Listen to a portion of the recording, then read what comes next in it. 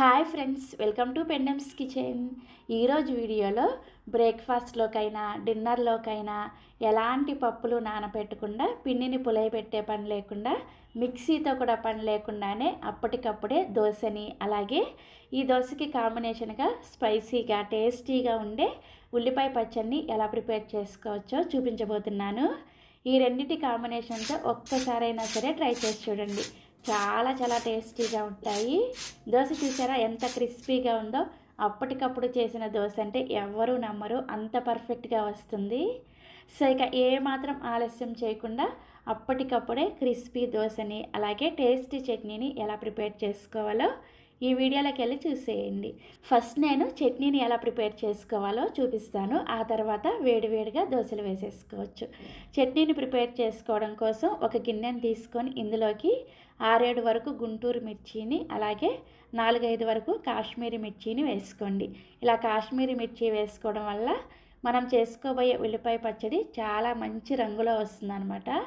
ఒకవేళ మీ దగ్గర కాశ్మీరీ మిర్చి అవైలబుల్గా లేకపోతే మీరు తినే కారానికి తగ్గట్టుగా గుంటూరు మిర్చినే ఇంకొక 2 వరకు పెంచి వేసుకోవచ్చు. ఇందులోకి వేడి వేడి నీళ్ళను పోసుకొని ఎండుమిర్చిని ఒక 10 నిమిషాల పాటు నానబెట్టుకోండి. నెక్స్ట్ ఇంకొక గిన్నెని తీసుకొని ఇందులోకి ఒక పెద్ద నిమ్మకాయ సైజ్ అంతా చింతపండుని వేసుకోండి. ఇది గ్రాముల్లో చెప్పాలంటే 30 గ్రాముల వరకు ఉంటుంది. ఇందులో కూడా వేడి వేడి నీళ్ళను పోసుకొని చింతపండుని కూడా ఎండుమిర్చితో పాటుగా ఒక 10 నిమిషాల పాటు నానబెట్టేసుకోండి. సో 10 నిమిషాల తర్వాత నానబెట్టుకున్న ఎండుమిర్చిని మిక్సీ జార్లోకి వేసుకోండి. నెక్స్ట్ ఇందులోనే 2 పెద్ద ఉల్లిపాయలని ఇలా పెద్ద పెద్ద ముక్కలుగా కట్ చేసుకొని వేసుకోండి. ఇందులోనే మనం ముందుగా నానబెట్టుకున్న చింతపండుని నీళ్ళతో సహా వేసేసుకొని నెక్స్ట్ ఇందులోకి 2 టీ స్పూన్ల దాకా తురిమిన బెల్లాన్ని వేసుకోండి. ఈ చట్నీలోకి ఖచ్చితంగా కొంచెం బెల్లం వేసుకుంటేనే చట్నీ పుల్ల పుల్లగా, తీయగా, కారం కారంగా చాలా టేస్టీగా ఉంటుంది. తప్పకుండా వేసుకోండి. తర్వాత ఇందులోకి రుచికి సరిపడా ఉప్పుని, అలాగే మనం ఎండుమిర్చి నానబెట్టుకున్న నీళ్ళు ఉన్నాయి కదా, ఆ నీళ్ళని అవసరమైనన్ని కొద్ది కొద్దిగా వేసుకుంటూ చట్నీని బాగా మెత్తగా గ్రైండ్ చేసుకోవాలి. ఎక్కడా కూడా ముక్కలు ముక్కలుగా లేకుండా చట్నీని బాగా మెత్తగా గ్రైండ్ చేసుకోండి.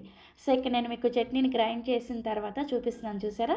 ఇలా బాగా మెత్తటి పేస్ట్ లాగా గ్రైండ్ చేసేసుకొని ఇప్పుడు ఈ చట్నీకి తాలింపు పెట్టుకోవాలి. దానికోసం స్టవ్ మీద ఇలా ఒక ప్యాన్ పెట్టుకొని ప్యాన్ వేడైన తర్వాత 1/2 కప్పు నూనెను వేసుకోండి. ఈ చట్నీ మీరు కరెక్ట్గా ఇక్కడ నేను చూపించబోయే ప్రాసెస్లో చేసుకుంటే నెల రోజుల పైన నిలవ కూడా ఉంటుందన్నమాట. అందుకోసం నూనెను కొద్దిగా ఎక్కువే వేసుకోవాలి. అమ్మో ఇంత నూనె అనేవాళ్ళు తగ్గించి వేసుకోవచ్చు. సో నేనైతే ఈ చట్నీని నిలవ ఉంచుకోవడం కోసం నూనెను కొంచెం ఎక్కువగానే వేసుకున్నాను. నూనె వేడైన తర్వాత 1 టీ స్పూన్ ఆవాలు, 1 టీ స్పూన్ మినపగుళ్ళు, అలాగే ఒక ఎండుమిర్చిని ఇలా 3 ముక్కలుగా తుంచుకొని వేసుకొని ఈ ఆవాలు మినపగుళ్ళని లో ఫ్లేమ్లోనే చక్కగా వేయించుకోండి.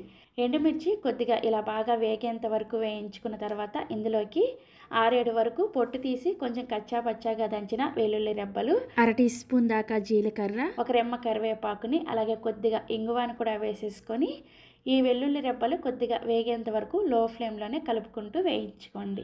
సో తాలింపు ఇలా చక్కగా వేగిన తర్వాత ముందుగా మనం గ్రైండ్ చేసుకున్న ఈ చట్నీ మొత్తాన్ని కూడా వేసేసుకొని మంటని లో టు మీడియంకి అడ్జస్ట్ చేసుకుంటూ మనం ఇందులో అన్నీ కూడా పచ్చివే వేసుకున్నాం కాబట్టి ఈ ఉల్లిపాయ పచ్చి వాసన పోయి చట్నీ బాగా ఉడికి నూనె కొద్దిగా సపరేట్ అయ్యేంత వరకు ఈ చట్నీని ఉడికించుకోవాలి. కనీసం 5-6 నిమిషాల పాటు ఇలా కలుపుకుంటూనే ఈ చట్నీని ఉడికించుకోవాలి. కలపకుండా అలా వదిలేశారంటే ఇది మనం చింతపండు బెల్లం వేసుకున్నాం కాబట్టి ప్యాన్కి అతుక్కున్నట్లుగా అయిపోతుంది అనమాట. అందుకని దగ్గరే ఉండి కలుపుకుంటూ ఒక 5-6 నిమిషాల పాటు చట్నీని ఉడికించుకున్నారంటే చట్నీ కూడా ముదురు ఎరుపు రంగులోకి వస్తూ ఇలా కొంచెం చిక్కబడుతూ ఉంటుందన్నమాట. సో ఫైనల్గా నూనె సపరేట్ అయ్యేటప్పుడు మీకు చూపిస్తున్నాను, చూసారా? చట్నీ కన్సిస్టెన్సీ ఈ విధంగా కొంచెం గట్టిగా అవుతుందన్నమాట. ఇలా బాగా ఉడికించుకుంటేనే మీకు చట్నీ టేస్టీగా కుదురుతుంది. అంతేకాకుండా చట్నీ నెల రోజుల పాటు నిలవ కూడా ఉంటుందన్నమాట. సో ఇలా చక్కగా ఉడికించుకున్న తర్వాత స్టవ్ ఆఫ్ చేసేసి ఈ చట్నీని ఒక సర్వింగ్ బౌల్లోకి తీసుకొని రెడీగా పక్కన పెట్టేసుకోండి. సో మనకి పుల్లగా, తీయగా, కారంగా ఉండే టేస్టీ ఉల్లిపాయ చట్నీ రెడీ అయిపోయింది కదా. ఇక వెంటనే ఆలస్యం చేయకుండా దోశని ఎలా వేసుకోవాలో చూపిస్తాను. ఫస్ట్ దోశల పిండిని ప్రిపేర్ చేసుకోవడం కోసం ఇలా ఒక మిక్సింగ్ బౌల్ని తీసుకొని ఇందులోకి 1 కప్పు గోధుమ పిండిని వేసుకోండి. మీరు ఇక్కడ ఏ బ్రాండ్ గోధుమ పిండి అయినా సరే వేసుకోవచ్చు. నెక్స్ట్ ఇందులోకి రుచికి సరిపడా ఉప్పుని, అలాగే 2 టేబుల్ స్పూన్ల దాకా బొంబాయి రవ్వని వేసుకోండి. ఇలా బొంబాయి రవ్వ వేసుకోవడం వల్ల దోశ క్రిస్పీగా వస్తుంది అనమాట. మనం ఉప్మా చేసుకుంటాం కదా, దాన్నే బొంబాయి రవ్వ సూజీ అని అంటారు. తర్వాత ఇందులోకి 1 టీ స్పూన్ దాకా బియ్యం పిండిని కూడా వేసుకోండి. మీ దగ్గర ఒకవేళ బియ్యం పిండి అవైలబుల్గా లేకపోతే స్కిప్ చేసేయచ్చు, నో ప్రాబ్లం. నెక్స్ట్ ఇందులోకి మీరు ఏ కప్పుతో అయితే గోధుమ పిండిని వేసుకున్నారో అదే కప్పుతోటి అరకప్పు పుల్లటి పెరుగుని వేసుకోండి. దోశని మనం అప్పటికప్పుడు ప్రిపేర్ చేసుకుంటున్నాం కాబట్టి కొంచెం పులిసిన పెరుగు అయితే టేస్ట్ బాగుంటుంది. ఒకవేళ మీ దగ్గర పులిసిన పెరుగు లేకపోతే కమ్మటి పెరుగు అయినా సరే వేసుకోవచ్చు. నెక్స్ట్ ఇందులోనే అదే కప్పుతోటి 1.5 కప్పుల దాకా నీళ్ళను వేసుకోండి. ఇక నేను చూపించిన మెజర్మెంట్స్ అన్నీ కూడా పక్కా కొలతలతో చూపిస్తున్నాను. కరెక్ట్గా ఇదే పద్ధతిలో ప్రిపేర్ చేసుకుంటేనే మీకు దోశ పర్ఫెక్ట్గా వస్తుందన్నమాట. సో ఇలా 1.5 కప్పుల నీళ్ళను వేసుకున్న తర్వాత విస్కర్తో కానీ గరిటతో కానీ ఎక్కడా కూడా పిండి ఉండలు కట్టకుండా వేగంగా కలుపుకుంటూ పిండిని బాగా ఒక 5 నిమిషాల పాటు బీట్ చేసుకున్నట్లుగా కలుపుకోండి. సో పిండిని కలుపుకున్న తర్వాత పిండి కన్సిస్టెన్సీ చూసారా, ఈ విధంగా వస్తుందన్నమాట. ఇలా కలుపుకున్న తర్వాత దీని మీద మూత పెట్టేసి ఈ పిండిని జస్ట్ ఒక్క 5 నిమిషాల పాటు పక్కన పెట్టుకోండి. అంతకన్నా ఎక్కువసేపు పిండిని పక్కన పెట్టుకోవాల్సిన అవసరం లేదు. ఇందులో మనం రవ్వ వేసుకున్నాం కదా, ఆ రవ్వ నానడానికి ఒక 5 నిమిషాల టైం సరిపోతుందన్నమాట. సో 5 నిమిషాల తర్వాత ఇందులోకి పావు టీ స్పూన్ దాకా వంట సోడాని వేసుకొని ఈ వంట సోడా అంతా కూడా పిండిలో బాగా కలిసేటట్లుగా కలుపుకోండి. ఇలా కలుపుకున్నామంటే పిండి చూసారా ఇలా చక్కగా నురగల్లాగా వస్తుందన్నమాట. మనకి పులిసిన పిండి ఎలా అయితే ఉంటుందో ఆ విధంగా తయారవుతుంది. సో మనకి దోశల పిండి కలుపుకున్న తర్వాత ఫైనల్గా దోశ పిండి కన్సిస్టెన్సీ చూపిస్తున్నాను చూసారా, ఈ విధంగా గరిటె జారుగా ఉండాలన్నమాట. ఇలా ఉంటేనే మీకు దోశ పర్ఫెక్ట్గా వస్తుంది. ఇందులో మళ్ళీ మనం ఎక్స్ట్రా నీళ్ళేమీ వేసుకోవాల్సిన అవసరం లేదు. ఇందాక మనం ఆల్రెడీ నీళ్ళని వేసుకొని కలుపుకున్నాం కదా, ఆ నీళ్ళే సరిపోతాయి అన్నమాట. ఒకవేళ మీకు పిండి మరీ గట్టిగా అనిపిస్తే కొద్దిగా నీళ్ళని వేసుకొని కలుపుకోండి. ఇప్పుడు దోశ వేసుకోవడం కోసం స్టవ్ మీద దోశల పెనాన్ని పెట్టుకొని పెనం బాగా వేడైన తర్వాత ఇలా కొద్దిగా నీళ్ళని చిలకరించుకొని టిష్యూ పేపర్తో నీళ్ళన్నీ కూడా ఇలా తుడిచేసిన తర్వాత మంటని ఖచ్చితంగా లో ఫ్లేమ్లో పెట్టుకొని మాత్రమే దోశని ఇలా పల్చగా స్ప్రెడ్ చేసుకోండి. దోశ స్ప్రెడ్ చేసుకునేటప్పుడు మంటని మీడియంలో కానీ హైలో కానీ పెట్టేశారంటే దోశల పిండి గరిటెగా చుట్టుకున్నట్లుగా వచ్చేస్తుంది అనమాట. అందుకని ఖచ్చితంగా లో ఫ్లేమ్లో పెట్టుకొని మాత్రమే దోశని స్ప్రెడ్ చేసుకోండి. సో దోశని ఇలా వేసుకున్న తర్వాత ఇప్పుడు మంటని మీడియం ఫ్లేమ్లోకి పెట్టుకొని దోశ పైన పిండి తడి ఆరిపోయేంత వరకు మీడియం ఫ్లేమ్లోనే దోశని కాల్చుకోండి. సో పిండి ఈ విధంగా తడి ఆరిపోయిన తర్వాత దీని మీద 1 టీ స్పూన్ దాకా నూనెని కానీ నెయ్యిని కానీ వేసుకొని ఈ దోశని కొంచెం అట్ల కాడతో ఈ విధంగా ఫ్లాట్గా చేసుకోండి. అప్పుడు మనకి దోశ ఎక్స్ట్రా క్రిస్పీగా వస్తుంది అనమాట. సో ఇలా ఫ్లాట్గా చేసుకొని దోశల పెనాన్ని అటు ఇటు తిప్పుకుంటూ దోశ అంతా కూడా చక్కగా ఎర్రగా కాలేంత వరకు మీడియం ఫ్లేమ్లోనే కాల్చుకోండి.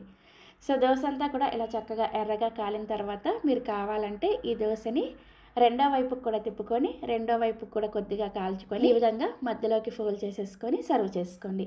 దోశని రెండో వైపు కూడా కాల్చుకుంటే కొంచెం మెత్తగా వస్తుంది అనమాట. అలా కాకుండా బాగా క్రిస్పీగా కావాలి అనుకుంటే రెండో దోశ వేసుకునేటప్పుడు దోశల పెనాన్ని ఈ విధంగా నీళ్ళని చిలకరించుకొని క్లీన్ చేసిన తర్వాత సేమ్ ఇందాక దోశ వేసుకున్నట్లుగానే మంటని లో ఫ్లేమ్లో పెట్టుకొని దోశ వేసేసుకొని దోశ పైన పిండి తడి ఆరిపోయిన తర్వాత నూనె వేసుకొని మీడియం ఫ్లేమ్లో దోశని ఒకవైపు మాత్రమే పెనాన్ని అటు ఇటు అడ్జస్ట్ చేసుకుంటూ ఇలా మంచి రంగు వచ్చేంత వరకు కాల్చుకొని ఒకవైపు కాల్చుకున్న దోశని ఇలా ఫోల్డ్ చేసుకున్నారంటే దోశ బాగా క్రిస్పీగా వస్తుంది అనమాట. సో మీకు ఎలా కావాలంటే అలా దోశని కాల్చుకోవచ్చు. సో బాగా క్రిస్పీగా కావాలి అనుకున్న వాళ్ళు మంటని లో టు మీడియంకి అడ్జస్ట్ చేసుకుంటూ దోశని ఒకవైపు కాల్చుకుంటే సరిపోతుంది అనమాట. సో ఇలా చక్కగా అన్ని దోశలు కూడా వేసేసుకొని మనం ప్రిపేర్ చేసిన చట్నీతో సర్వ్ చేసుకోండి. ఇక నేను చూపించిన మెజర్మెంట్స్కి మీకు ఒక 8 నుంచి 10 దోశలు రెడీ అవుతాయి అనమాట. సో ఇక్కడ నేను మీకు ఒక దోశని చూపిస్తున్నాను చూసారా, ఎంత క్రిస్పీగా ఉందో. ఎవరు కూడా అప్పటికప్పుడు ప్రిపేర్ చేసిన ఇన్స్టెంట్ దోశ అంటే నమ్మరు, అంత పర్ఫెక్ట్గా వస్తుంది. సో తప్పకుండా మీరు కూడా ఈ దోశ అండ్ చట్నీ రెసిపీని ఒక్కసారైనా సరే ట్రై చేసి చూడండి. ట్రై చేసిన తర్వాత మీ ఫీడ్బ్యాక్ని నాతో షేర్ చేసుకోవడం అస్సలు మర్చిపోకండి. అలాగే మరిన్ని ఎమ్మీ అండ్ టేస్టీ రెసిపీస్ కోసం వెంటనే మన పెండెమ్స్ కిచెన్ని సబ్స్క్రైబ్ చేసేసుకోండి. Thank you.